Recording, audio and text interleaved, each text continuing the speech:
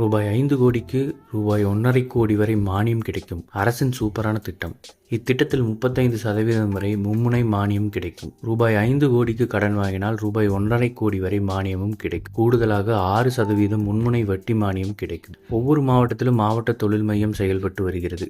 இந்த மையத்தில் புதிதாக தொழில் துவங்குபவர்களுக்கு, ஏற்கனவே தொழில் செய்பவர்களுக்கும் மத்திய மாநில அரசுகளின் பல்வேறு வகையான திட்டங்களுக்கு கீழ் மானியத்தின் அடிப்படையில் கடன் வழங்கி வருகிறது. முக்கியமாக படிக்காதவர்களும் அனைத்து பிரிவினர்களுக்கும் மானியத்தோடு கடன் வழங்குவதே இதன் முக்கிய சிறப்பாகும். அண்ணல் அம்பேத்கர் சாம்பியன்ஸ் திட்டம்.